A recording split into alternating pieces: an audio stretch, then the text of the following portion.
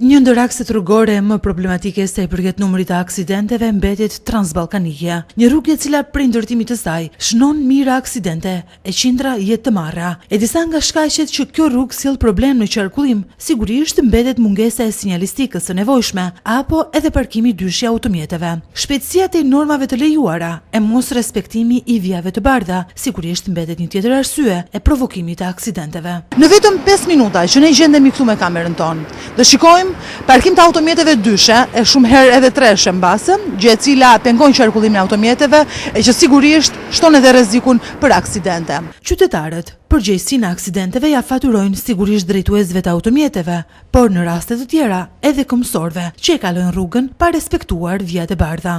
Duhet të respektuar vijat e bardha, unë çok i shkel nganjëherë. Po kur kalova te ky vend që kam zakon për rrugën shkurt, pashi mund gremisesha nga dy faktor në këtë pjesën këto, gabimim. Mund të rrëzohesh edhe mund të bija drejt te makina, se po të bjerë janë ujë do shpëtoja. Shoferët mendoni se i respektojnë? Kam bërë gabim. Nga ato tërbem shumë. Po patjetër mbi kalime ka hekura janë ato, ta hekura ka plot, mbi kalime të bëheshin. Unë 3 muaj kam që kam marrë nga jashtë. Dhe në krahasim me Greqinë që e quajmë vend të fundit, Greqinë është shumë mrapa. Nuk është e mjaftueshme. Për shembull, shikon këtu s'ka asnjë stop. Ti thot stop shoferi, del nga rruga ndaj nuk dihet kush e ka atë të drejtën e kalimit. Ai që vjen nga rruga dytësore apo ai që është në atë. Nuk ka një duhet akoma ka ndryshime shumë të mëdha në krahasim me atë që kemi ashtu ne, po prap unë masë më pat i respektoj të gjitha ato ka që nuk i respektojnë. Shoferët i respektojnë, dalojnë shoferët kur kalon këmbësori? Ka, do më thënë, edhe i respektojnë, ka disa që i respektojnë, po ka disa që nuk do t'ja di fare me çaj thënë celular në vesh, edhe ikën. Ku vete me shpejtësi të madhe në atë. Ti e shikon pavarësisht se nuk ka stopin, po e shikon që është rreth rrotullim. Do më thënë, duhet ta ulësh shpejtësinë. Rregulloria ti e ke mësua.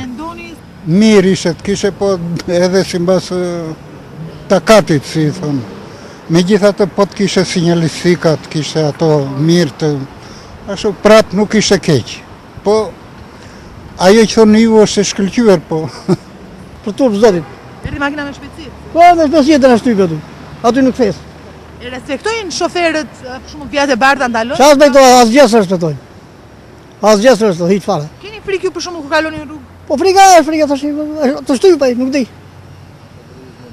Moshatar jemi, smuri jemi, me 100 hallë, me 100 probleme, çfarë themi? Shumë mirë do ishte. Shumë mirë do ishte. Po ku janë?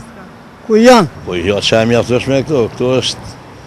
Këtu do të ishte bërë një të paktën 2 mbikalime, një këtu një atje më tan, janë të nevojshme.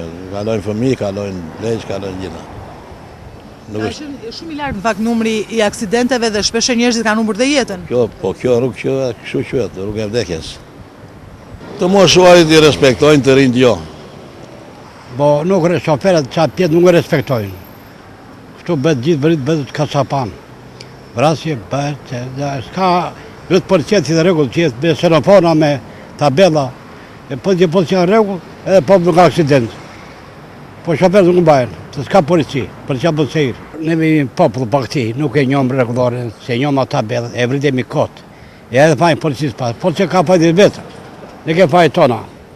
Edhe pse një prej qyteteve më të mëdha në vend, Vlora renditet prej kohësh në listën e qyteteve me mungesë totale të sinjalistikës horizontale e vertikale, mungesë të vijave të bardha, semaforëve që orientojnë trafikun, tabelave orientuese e të tjerë. E këto ngelen ndërshqetësimet kryesor të qytetarëve e këmbësorëve, por dhe burimi kryesor i shumë aksidenteve.